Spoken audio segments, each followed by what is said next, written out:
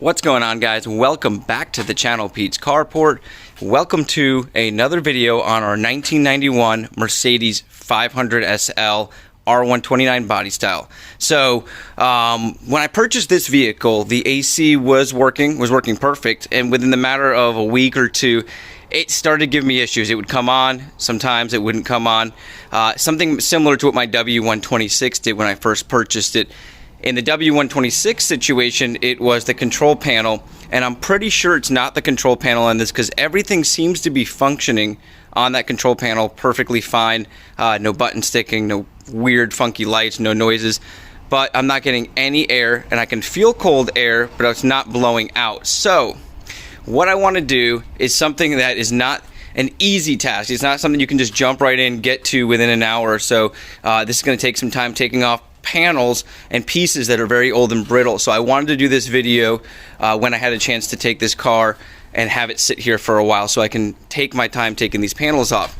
Now what we're going to do is try to get to our blower motor, resistor, all that stuff, and then we're going to test all those items to see what it is. It could be the brushes on the blower motor, it could be our resistor. Most likely not an expensive fix, but just a very time-consuming fix. So we're going to get started now, and really what we're going to do is we're going to try to take off our windshield wiper assembly that covers this up. I began to do this the other day and realized how much was involved in it, how many brittle pieces I had. So I wanted to walk you guys through it and also be able to document it for myself, because who knows when I might get fully to this and get it back together. I want to remember every little piece I took off. So let me get set up and we'll start taking off, starting with these plastic pieces up here and then working our way down till we get to the motor and the resistor. So we're going to start by taking these plastic trim pieces off. There are Phillips head screws that you can slide into and reach. I only left one on this here. There are a lot of little broken pieces on here, so it was really not held in that well. So once you're able to get those screws out, hopefully yours are still good and your plastic pieces aren't all broken up like mine. Make sure you set these pieces off to the side. So I'm going to go ahead and take off the other one now. Next, we're going to remove this trim rubber piece here from that top panel, and we're going to unscrew these screws here, which I've already done. And then there's a couple clips.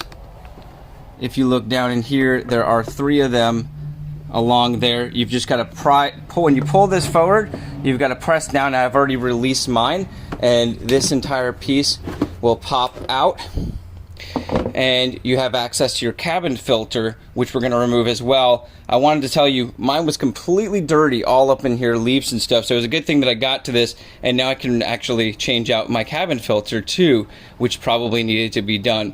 Now the next step we're going to do is going to be removing the screws along this plastic pieces here. I've already went ahead and removed all the screws because I had some very brittle pieces, some screws that actually broke. And what I ran into, I'm going to go ahead and remove this little plastic cover here that kind of keeps debris out. What I had an issue with was my gasket that goes along here. I had to cut it off. This is really hard and brittle, got wedged in there, and my box on the top here wouldn't come out, so I had to remove all that, and I ended up cutting this piece off because it was all jammed down in there. And you'll see it's still very dirty down in there, even though I vacuumed this out the other day. I just didn't get to everything. So now that we have that off, I'm going to show you guys the next step. We're going to pull the cabin filter out as well. Let me get set up to show you the next step. So next we're going to remove the motor assembly for the windshield wiper, and you're going to have a 10mm bolt there, 10mm bolt there. Down in here you've got another 10mm bolt, and then 2 8mm that go here, and then that's going to allow us to pull it out. I'm going to go remove all of those, so the 310 and the 2 8, and then I'll show you guys how that lifts up out. Okay, so now to remove this wire assembly, you're going to want to get to where it plugs in. You're going to have to remove these Phillips head screws that go along this little plate here. Then you can lift this up, and you'll see down in there, let me see if I can get this out of the way a little bit. You'll see that. Now you can slide that over, and that should allow us to unplug this, I think. You got a couple things in the way here. Oh, it's I think it's undone there. So let me go ahead and get that undone real quick. Just be very careful on this glass. You don't want to bang anything against there and accidentally crack it.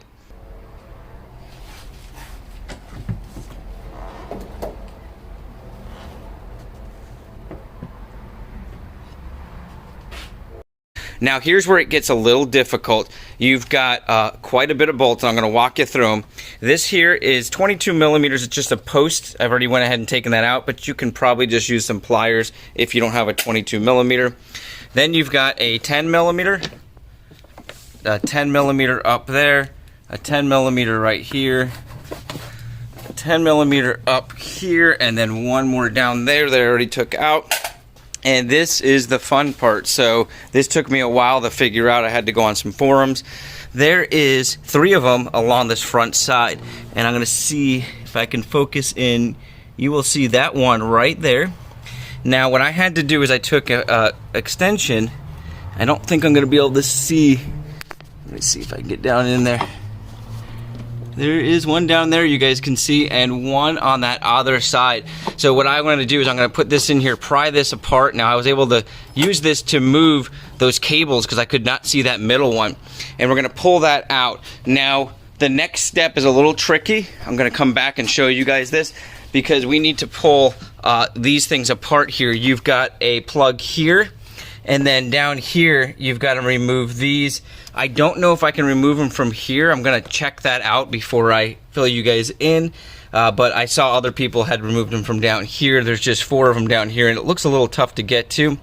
And then there's also a swing arm on this, but I'll show you guys that clicks in, that allows this whole flap to open up. So let me go ahead and get those 3 bolts out, and then I'll fill you in on that. Let me tell you, these bolts were hell to get out. So I had to get that pry bar down there and move. The cables that go along here are going to cover the bolts and make it very difficult. And then, of course, your sockets. I'm using the smallest deep socket I have, and they still fell down in there. So I got it, though. That's all done. And one part I missed that you can do either now or prior is going to be these little covers here. They just got 2 Phillips head screws, and they're on both sides. And then this slides forward. One thing I do want to mention before you go this far, this is your relay right here. Make sure that's good before you go through and do all this. Mine looks good, everything's fine on it. And so we're going to go ahead and continue. So this is a lot of work, guys, and you want to document everything you can, because here's where it gets a little difficult. So once you step over here, you're going to have this little cover here that's just going to slide off like that. But before you do that, this little clip here, you don't have to undo it, but it's going to slide out of that little casing, and then you can kind of reach down here. I know this is a little more difficult than most of you guys want to do. That's why this is not a job for a first-time do-it-yourselfer unless you follow this slowly, because you do not want to break any of these cables. Now, I've already notated, and you should notate it too if you need to label these. The outside one is the one that's going to go down through here. These inside ones, so you've got an inside red, with the inside green and then the inside red, are the ones that are going to feed up to here. So just notate that. And I use needle nose pliers, and just basically this, you got to be very, very careful. Clamped it around there. I hold it with 2 hands, and then I wiggled. You want to make sure you don't break the hose. Wiggled gently and just kept prying up. Made sure I didn't slip off of it, and eventually they popped up. So just be very careful. They do make tools for doing that as well, and if you find another way of doing it, just be very careful. Once that's off, we should be able to pull this whole assembly out. So I'm going to go ahead and finish that. So once again, I was wrong, but it's really not that difficult from here. There is going to be a Phillips head screw there, and the same on the other side, and this kind of makes me feel dumb about trying to get down into there to get those bolts out, because I think this whole entire, yep, looks like this is going to pull off. Now you can really access those bolts a lot easier, so I'll be able to put those back in. You can see that one just dangling around, and I think that's going to allow us to pull this forward. Let me just make sure. I know I removed all these here, but I want to make sure nothing snags over there. Let me set this down and try to wiggle this loose. Ta-da! Now we can reach into here. Here's our motor. We want to make sure the fan spins freely. And it seems a little tight, but it's moving. Okay, and next we're going to go do some testing on this. Let me get all set up, but now at least we can access everything, possibly remove that motor, check the resistor, make sure we got functioning going on here.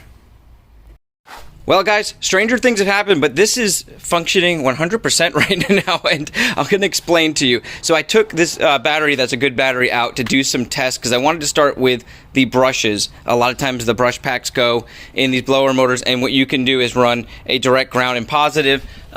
Red is your positive, blue is your ground.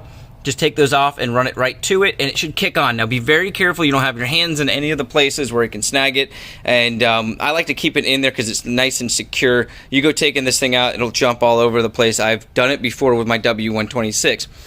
Once you've confirmed that it kicks on, typically it's not your brush pack unless it's intermediately kicking on and somehow you got it to kick on with the brush pack, which could be my situation right now. So I got it to kick on. The next thing I wanted to test is the regulator and resistor, which are located here. I always confuse the two, but this is typically the component you can change out. And what that's going to do is once you turn your AC on, it's going to ground out the wire. So what I've done in the past to test that is you run a positive, take the positive off and directly power the positive, turn your key on, and it should ground out. So that should kick on, and it didn't kick on. So I proceeded, put the wires back on there, and I just said, you know what, I'm gonna go ahead and test it, turn the key on, and it jumped right on. Now I've done this about 7-8 times, and it's been about an hour. I've been just testing it on and off because I was online looking at what the costs were to replace everything, and it's not cheap. Just your component here is going to be about $100, and if that's not it, you're basically spending $100 that's not necessary. So brush packs are very inexpensive. So if it's the brush pack, I could change those out very easily. I planned on doing that, but it's kicking on right now, and I know this is a ton of work to put everything back in there, but me and my wife like to take this car out every Saturday, and it's getting closer to the weekend right now. We go out every morning.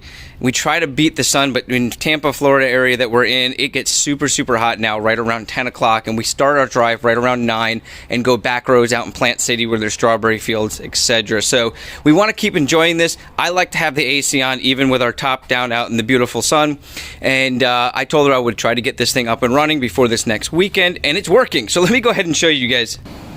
Okay, so this is probably the 8th time that I've attempted this over the course of an hour now and left it running for a little while just to make sure it would work. And you can see it's on high right now, fans kicked on both sides, and it's blowing inside the car. So I'm extremely happy about that. Now, let me know in the comments what I should be doing, what should I be testing.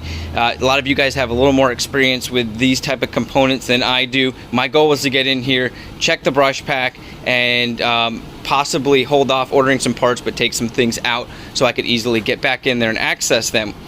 My original goal was to probably keep a lot of this out that I could keep out and still drive the car on the weekend, but now I've got AC, so I'm gonna go with the theory of if it ain't broke, don't fix it, and that's what I'm gonna do with this. Once again, guys, my name's Pete. This is Pete's Carport. I hope you learned something, enjoyed the video. If you guys have any questions about testing any of these components, I plan on doing a Series 2 on this once this stops working, obviously. We'll pull everything back out. Most likely going to leave some of the screws and bolts because there's a lot of stuff to take off here. It's going to be a lot easier the second time I do this as well. And I'll start the video at this point so you guys can have an update of testing out brushes and stuff like that. Once again, guys, you have an awesome day, a blessed week, and I'll catch you on the next video.